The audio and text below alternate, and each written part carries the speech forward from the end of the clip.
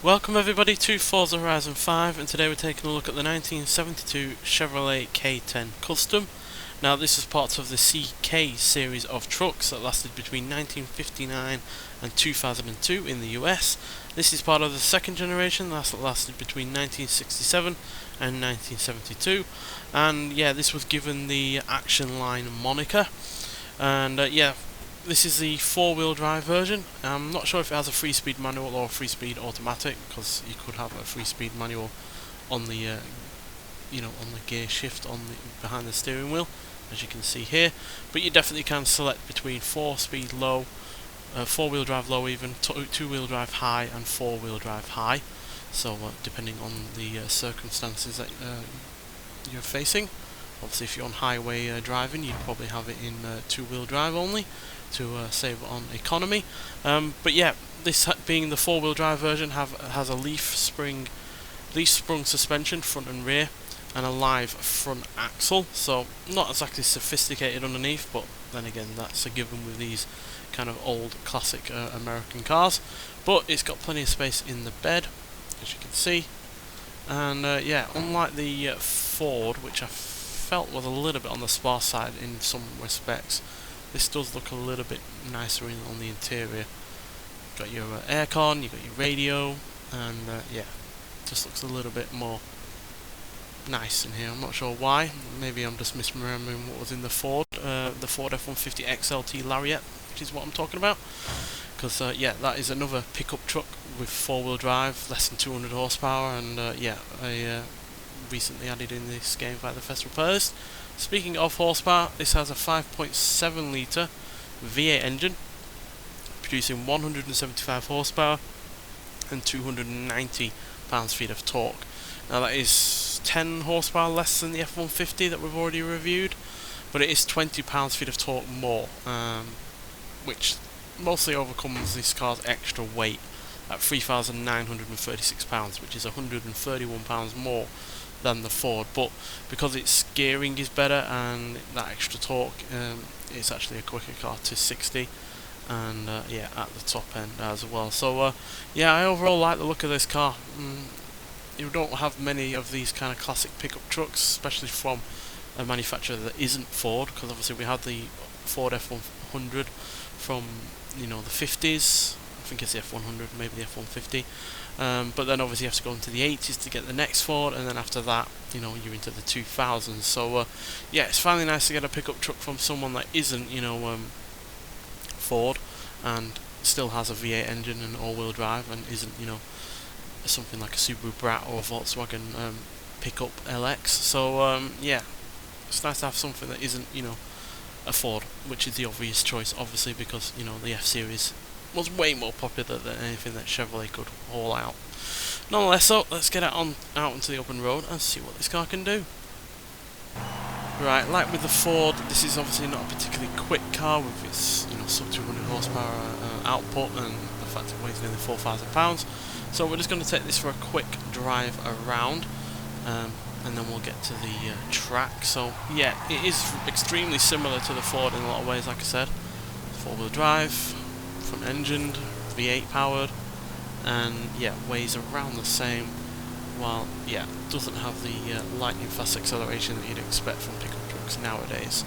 But it's charming in its own way, just like the Ford is, and yeah, I like the look of it.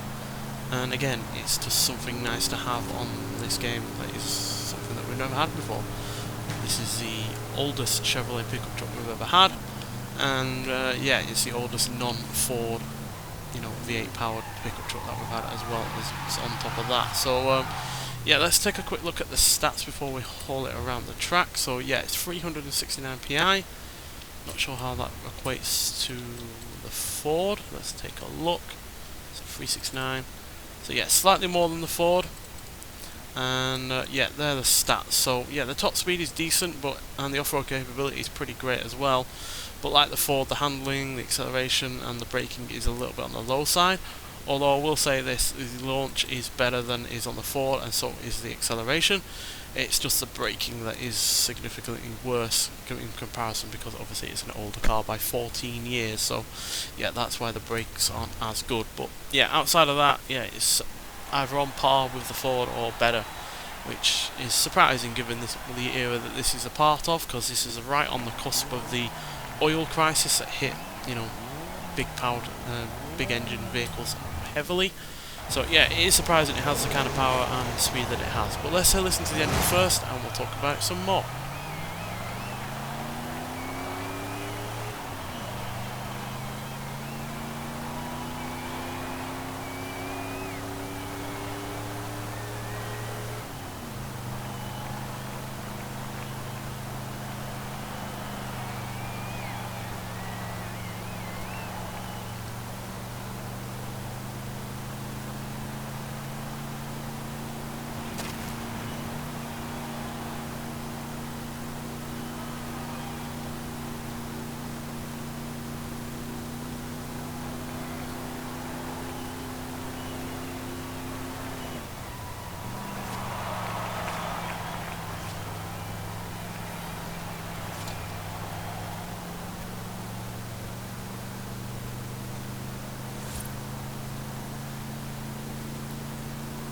So yeah, this is a slightly more aggressive car than the Ford is, which yeah doesn't have the same kind of rev limiter as this does. This is slightly higher.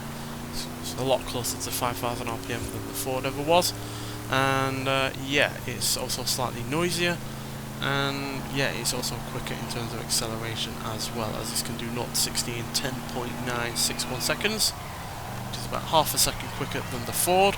And this can actually do 100 mile an hour, as it can do 0 to 100 in 55.049 seconds, as its top speed is 101 miles an hour compared to the Ford's 98 miles an hour. But they are, on the whole, even in pretty much in terms of handling. But obviously this is slightly worse in terms of braking, not just because of the older technology used on this car, but also because of the extra weight that it has going on as well. So yeah, outside of the brakes though, I do prefer this over the Ford. It does feel a little bit more sporty, and yeah, I do on the whole like the look of it as well. It matches the Ford for its looks, although I do like the kind of lower stance that this has going on for it, whereas the Ford is a little bit higher riding. So yeah, on the whole I'm really pleased that they've put this kind of vehicle in this game. It's been a long time coming since we've had other pickup trucks from other decades or from other manufacturers, because yeah, for the longest time the oldest Ford F-150 we've had is from 2003. So it's finally nice to have one from not only before the 2000s but from the 80s, and then it's even nicer to have an even older pickup truck from someone that isn't Ford, and in the form of Chevrolet, which yeah definitely put out their solid pickup trucks from back in the day. And even now they have done as well with the likes of the Colorado, which I really rather like with its 300 horsepower. So yeah, please, this is in game. You can get this by getting 20 points in the festival playlist, and if you're a fan of the movie The Driver from the late 70s, then you might well recognise this car. I'm not sure it's entirely the same version, but it is definitely a same kind of Chevrolet K-10 from the same kind of period. And yeah, I love that film. So yeah, this features in the last car chase in that movie against a Pontiac Trans Am. So yeah, if you've ever seen that film and adored that, then yeah, hopefully you'll like this as well. And it's nice to see that it comes in the red colour in the base car that you get when you win it by the festival playlist in red, as that is the same colour that it's in the Driver. So yeah, really like this car. It's not going to be for everyone, but it's definitely going to be a car that can be upgraded heavily and therefore hopefully be even better to drive.